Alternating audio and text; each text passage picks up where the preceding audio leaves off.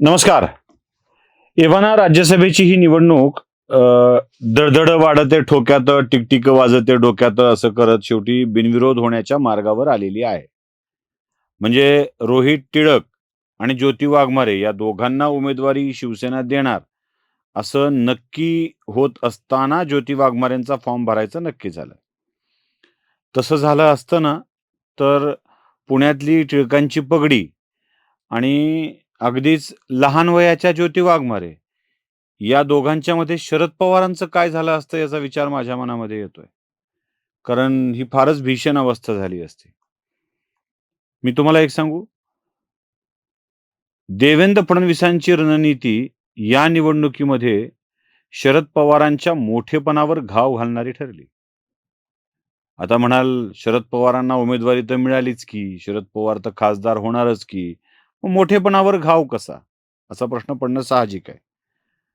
जरा नीट समजून घ्या. फडणवीसांनी एक वाक्य आधी बोललं होतं, की 6 तर आमच्या येणारच आहेत. 7वा कोण असावा ते तुम्ही ठरवावं. म्हणजे तुमचा उमेदवार येणार की नाही, काय होणार हे तुमचं तुम्ही ठरवावं, असं फडणवीस म्हणाले होते. आता या सगळ्यामध्ये एक गोष्ट तुमच्या लक्षात येते, शरद पवारांचं नाव आलं, तर आम्ही त्यांना विरोध करणार नाही, असं फडणवीस म्हणाले. हं. मग शिवसेनेतले अंबादास दानवे, अजून कोणी, प्रियंका चतुर्वेदी, अशी जी नावं सगळी चर्चेत आली होती, त्या सगळ्या नावावर फुली मारावी लागली. कारण दानवे, चतुर्वेदी या असल्या नावांना जर आपण पुढे करू आणि उद्या भाजपनी 7वा उमेदवार दिला, तर यांचं काय होईल? कल्याण. त्यापेक्षा हे न देता भाजप गप्प बसेल असा उमेदवार देणं जास्त बरं राहील, असं काँग्रेस आणि शिवसेनेला वाटलं आणि शरद पवारांना उमेदवारी देण्याचा निर्णय झाला. शरद पवारांचा मोठा विजय, शरद पवारांचं हे, शरद पवारांचं ते, असं म्हणून पवारांचे भक्त, तिकडे भक्त आहेतच की, तिकडे अंधभक्त आहेत. पवारांचे भक्त याचं कौतुक करायला लागतील. पण जरा थांबा. हे कौतुक करण्याआधी थोडंसं थांबा. हा मोठेपणावरचा घाव कसा असतो बघा. वय वर्ष 85 या वयात घरी निवांत बसून मार्गदर्शन करावं. दुर्दैवाची गोष्ट आहे, की राज्यसभेत खूप बोलता यावं अशी स्थिती सुद्धा पवारांची उरलेली नाहीये. ते ज्येष्ठांचं सभागृह आहे. तिथे विचार मंथन करावं असं अपेक्षित आहे. चर्चा व्हावी. सकारात्मक, साधक, बाधक, नकारात्मक काय प्रॉब्लेम याची चर्चा व्हावी. पण वयाच्या या उत्तरार्धात बोलताही येऊ शकत नाही, अशी स्थिती पवारांची आहे. म्हणजे बोलताही येऊ शकत नाही हा माझा पवारांवर केलेला वाईट कमेंट या अर्थाने घेऊ नका. कारण पवार साहेबांना धाप लागला, श्वास लागत नसला, की बोलता येत नाही. हे स्वतः रोहित पवार आणि त्यांच्या नातवांनी सांगितलंय. मी नाही सांगत आहे. म्हणजे बोलायची स्थिती अशी होतीये ते, की त्यांना जास्त वाक्य बोलता येत नाही अशा स्थितीत. वयाच्या 85व्या वर्षी राज्यसभेत जाऊन पवारांना थांबावं लागतंय. स्वतःलाच रिप्रेझेंट करावं लागतंय कारण ते हरवतील म्हणून. पैलवान मैदानात कधी उतरतोय? आपल्याकडे दुसरे पैलवान नाहीत हे कळल्यावर. म्हणजे आपल्याकडं कोणीच निवडून येणारं नाही, म्हणून पवारांना उभं केलं जातंय आणि पवारांच्या नावाचा वापर केला जातोय. हा पहिला घाव मोठेपणावरचा. दुसरा मुद्दा, ज्योती वाघमारे वय किती असेल हो? 50च्या आत. 47-48 असेल. पवारांची संसदीय कारकीर्द किती आहे हो? 60 वर्ष. ज्योती वाघमारेच्या वयाच्या 10 वर्ष अधिक पवारांची संसदीय कारकीर्द आहे. त्या किवनाते त्यांचं वय किती असेल हो? त्यांची राजकीय कारकीर्द किती आहे हो? पवारांच्या कारकिर्दीच्या खिचगंतीत सुद्धा येत नाही. म्हणजे नाव तर जिल्हा परिषद सदस्य झाल्या का मनपा सदस्य झाल्या. तिथून ते सरळ राज्यसभेवरती आले. शरद पवारांच्या कृपाशीर्वादाने आमदार झालेले वडकुते साहेबांनी घेतलं म्हणून आमदार झाले. रामराव. ते आता त्यांचं काय हो? किती स्थिती आहे? आपल्या पुतण्याचा मुलगा पार्थ म्हणजे पवारांच्या संसदीय कारकिर्दीच्या 20 न कमी पारचं वय आहे.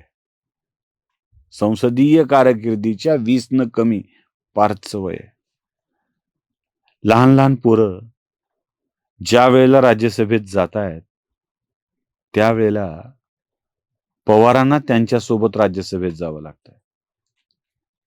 काय भीषण अवस्था आहे नाही. म्हणजे अशी वेळ जेव्हा येते ना, तेव्हा आपल्या राजकारणाच्या एकूणच डावपेचांची अवस्था काय झाली हे समजून घ्यायला पाहिजे. बरं, जे मिळतंय ते असं सहज आणि सन्मानानं मिळालंय का? असं सहज, या साहेब, तुम्ही जाणं आवश्यक आहे म्हणून तुम्हीच जा, तुम्ही गेलं पाहिजे, असं सन्मानानं मिळालंय का? म्हणजे सन्मानपूर्वक एखादी गोष्ट गिफ्ट केली आहे असं मिळालंय का? नाही. आदित्य ठाकरे म्हणाले, प्रियंका चतुर्वेदींना आम्ही उभं करू शकतो, ती जागा आमची. काँग्रेस म्हणाले, आम्ही राष्ट्रीय पक्ष, ती जागा आमची. राष्ट्रीय पक्ष हा तर पवारांच्या नशिबावर मारलेला मोठा धब्बा आहे बघा. काय राष्ट्रवादी काँग्रेस पक्षाची स्थापना केली होती, तो महाराष्ट्रवादी बनला, पुढे पश्चिम महाराष्ट्रवादी बनला आणि आता बारामतीवादी बनून बसलाय. म्हणजे एक तरी जागा राज्यसभेत राहावी अशी पवारांची इच्छा, पण काँग्रेसनं आम्हाला द्या असं सांगितलं. काँग्रेसवाल्यानो तुम्ही गप्प बसा, शिवसेनावाल्या उबाठावाल्यानो तुम्ही गप्प बसा, अशी आर्त विनंती करत सुप्रिया सुळेंना मी सन्माननीय उद्धव साहेबांना बोलले, मी सन्माननीय काँग्रेसच्या नेत्यांना बोलले, असं म्हणून सगळ्यांना सन्माननीय म्हणत आमची इच्छा आहे हो साहेबांना राज्यसभेवर पाठवण्याची, असं म्हणून याचकासारखी ती जागा मागावी लागली. संसदीय कारकिर्दीची 60 वर्ष पूर्ण झाल्यावर ती जागा याचकासारखी मागावी लागली आणि ती जागा दिली गेली. लहान लहान पोरं पवारांच्या लेखी, पवार दुप्पट वयाचे आहेत, यांच्या अनुभवापेक्षा, यांच्या आयुष्यापेक्षा पवार दुप्पट वयाचे, दुपटीपेक्षा जास्त आहेत आणि त्यांच्या सोबत पवारांना राज्यसभा सदस्य म्हणून जावं लागणार आहे. बिनविरोध झाली म्हणून विजय समजावा, राज्यसभेवर जाता आलं म्हणून विजय समजावा, की ही वेळ आली आहे म्हणून आपल्यालाच वाईट वाटून घ्यावं. खरं सांगू, पवारांची खासदारकी देवेंद्र फडणवीसांनी ठरवली आहे. इथे सुद्धा पेशव्यांनी पवारांना, म्हणजे ब्राह्मणाने पवारांना खासदार करण्यासाठी मदत केली आहे. याचकाची किंमत तर वेगळी गोष्ट आहे. काँग्रेसने काय भयंकर घडवून आणलंय तुम्हाला माहिती आहे, काय द्यावं लागलंय त्यासाठी. पवारांना आपल्या निष्ठेची परीक्षा द्यावी लागली आहे. निष्ठेची परीक्षा म्हणजे नाही हो, मी काय त्या इंडिया आघाडी सोडून जाणार नाही, मी भाजप सोबत जाण्याची सुतराम शक्यता नाही, जात नाही हो कुठे, हे जाहीरपणे जाऊन सांगावं लागलंय. आम्ही काँग्रेसची आघाडी सोडणार नाही, आम्ही भाजप सोबत जाणार नाही, हे पुन्हा पुन्हा वदवून घेण्यात आलंय. आणि असं वदवून घेऊन दिलेली खासदारकी, तिचं महत्व, तिची गरिमा काय शिल्लक राहणार आहे? येते लक्षात? इथे सुप्रिया, जयंत पाटील आणि रोहित पवार हे तिघजण विलिनीकरण होणार होतं असं म्हणून अजित पवारांचा आणि शरद पवारांचा पक्ष एकत्रित येणार असे दावे करत होते. या निष्ठेची सिद्धता करत असताना काय करावं लागलं? आता नाही, आम्हाला नको, आम्हाला विलिनीकरण नको, आम्हाला गरज नाही, आम्हाला विलिनीकरणासोबत एनडीएत जायचं नाही आम्हाला, हे स्पष्ट करावं लागलं. साध्या एका खासदारकीसाठी विलिनीकरणाचा डाव सोडावा लागला. फक्त एका खासदारकीसाठी निष्ठेची शपथ घ्यावी लागली. फक्त एका खासदारकीसाठी वयाच्या 85व्या वर्षी मैदानात उतरावं लागलं. फक्त एका खासदारकीसाठी स्वतःच्या सगळ्या मोठेपणाचा त्याग करावा लागला. आणि काय मिळालं? तर फक्त एक खासदारकी. हा फक्त एक खासदारकीसाठी जो शब्द वापरतोय ना, तोही फार महत्त्वपूर्ण आहे.